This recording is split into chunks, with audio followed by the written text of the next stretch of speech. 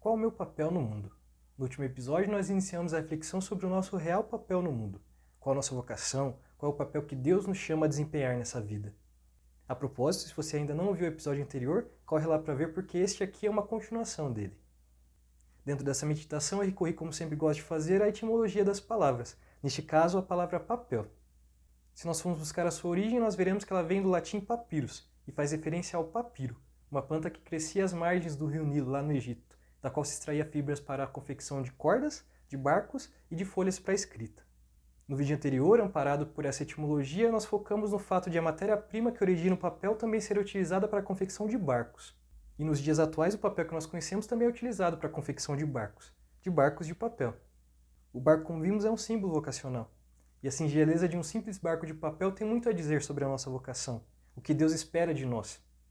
Muitas vezes nós ficamos tão preocupados em realizar grandes feitos, coisas mirabolantes, desempenhar grandes papéis no mundo, e nos esquecemos que Deus se manifesta nas coisas simples, nas coisas pequenas. Se manifestou e se manifesta nas pessoas simples, como tantos personagens que nós encontramos na Sagrada Escritura.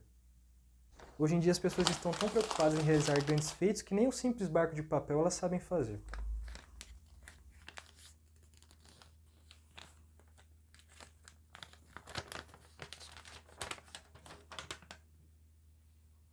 E no vídeo anterior eu falo disso, de uma experiência que eu tive no encontro de jovens, em que ao falar sobre a vocação eu propus a eles que eles fizessem um barquinho de papel, e a maioria que estava ali não sabia fazer. Isso reflete muito bem a realidade da nossa sociedade, que insiste em valorizar as coisas grandiosas e se esquece do que é pequeno. Ninguém mais quer ser um barquinho de papel. No mar da vida, todos querem ser uma grande embarcação. Só que quando eu vejo que eu não alcancei os meus objetivos, não tive o êxito que eu queria na minha vida, eu me frustro e abandono literalmente o barco. Mas neste episódio de conclusão da série, nós iremos focar em outra utilidade da matéria-prima papiro, a confecção de folhas para a escrita, que é tão conhecida de nós. E ainda fazendo analogia com uma folha de papel, refletir sobre a nossa real vocação. Qual o meu papel no mundo?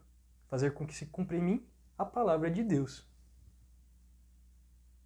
Ser como Maria, que se permitiu ser usada por Deus para que através dela se escrevesse a história da sua encarnação. Maria não teve medo de cumprir com o seu papel no mundo, mesmo diante das adversidades que ela sabia que ela teria que enfrentar ao dar a sua resposta. Não tenhas medo, Maria, disse o anjo. No primeiro episódio dessa série nós refletimos sobre o medo que nós temos do chamado de Deus para as nossas vidas. Medo que muitas vezes nos impede de dar uma resposta positiva. Medo que nos priva de contemplar o quão belos são os planos de Deus para ela. Maria nos ensina com a sua coragem a sermos discípulos do seu Filho. O grande papel que nós somos chamados a desempenhar. A vocação de todo cristão.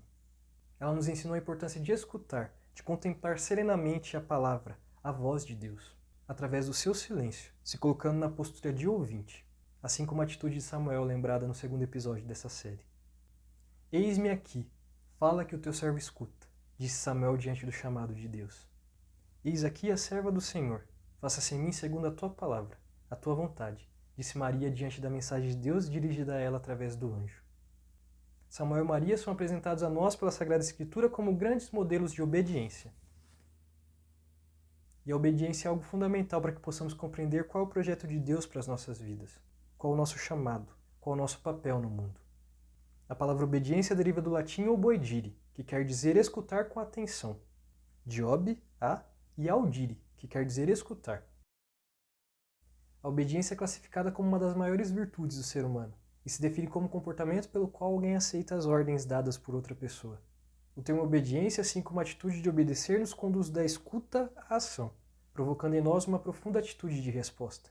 E foi essa atitude que conduziu à resposta de Maria e de Samuel, expressando a obediência da fé, que só se dá a partir da livre submissão à palavra escutada, que faz com que se realize na nossa carne a vontade de Deus. A vontade de Deus é que nós recebamos a Cristo assim como Maria recebeu, para que Cristo habite em nós, para que a palavra, o Verbo, se encarne em nós, seja impresso em nossa carne, em nosso ser, para que, como diz o apóstolo Paulo, não viva eu, mas Cristo vive em mim. Para que sejamos evangelhos vivos, para que quando olharem para nós possam ler, através da nossa vida, do nosso testemunho, da nossa vocação, a palavra de Deus. Como diz a frase atribuída a São Francisco de Assis, tome cuidado da sua vida, pois talvez ela possa ser o único evangelho que irão ler. Esse é o nosso verdadeiro papel no mundo, ir ao mundo, anunciar, levar a palavra do Senhor. Peçamos a Maria que nos ajude na nossa resposta ao chamado que Deus tem a cada um de nós. Nos auxilia a escutar e a fazer tudo o que o seu Filho disser. Obrigado a todos que acompanharam essa série. Nós esperamos do fundo do coração que de alguma forma os devaneios contidos nela tenham ajudado a refletir sobre a nossa verdadeira vocação. E no final de semana que vem nós voltaremos com os vídeos das reflexões dominicais. Até mais!